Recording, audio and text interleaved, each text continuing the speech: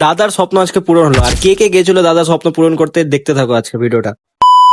আমি চলে এসেছি রয়্যাল এনফিল্ডের শোরুমে। তো শোরুমে কেন এসেছি তোমরা জানো, অনেকে ভিডিওটা দেখে নিচ্ছ। দাদার আজকে স্বপ্ন পূরণ হবে, তার আগে দাদার সঙ্গে দেখা করলাম। দাদার ফ্যামিলি এখানে, বৌদি ওখানে বসে আছে। তো আমিও চলে এসেছি এখানে ফ্যামিলির একটা অংশ হতে, ছোট দেখে। ছেলেদের ইমোশন সবসময় বাইকে থাকে, তো তাড়াতাড়ি করে দাদা এমনি দেখতে লাগলো বাইক। তো দিদি এখানে একটু বিরক্ত ভাব হচ্ছে যে কখন দেবে জিটি। এখানে ওয়েট করতে রাখলাম যে কখন দিবে।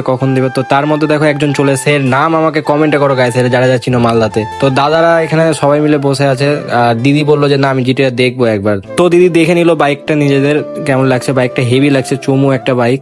তো দাদা এতক্ষণে স্যুটের একটা বলেছিল, অর্ডার দিয়েছিল, স্যুট করছিল। তো দাদা এটা, আর দাদার বন্ধু এটা। তো আমি এখানে বসে আছি।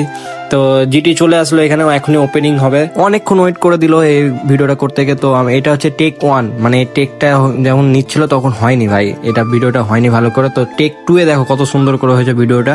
এই দেখো টেক 2 করতে করতে দেখো এখানে ভিডিওটা হয়ে গেল সুন্দরভাবে, আর ওপেনিংটাও হয়ে গেল তাড়াতাড়ি করে।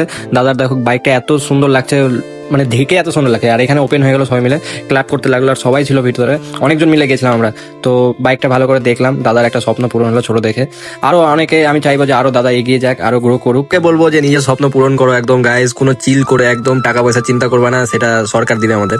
তো সবাই চিল করো। আর দাদার বাইকটা কেমন লাগছে একটু কমেন্টে জানিও তোমরা। আর এখান থেকে আরেকটু শুট করে নিচ্ছে সবাই ভালো করে। তো দাদা তো খুব খুশি, এখন থেকে বেরিয়ে যাবে। বাইক কেনার পর যা হয়, এখন ভিডিও করবে, ছবি তুলবে। আজকের জন্য টুরটা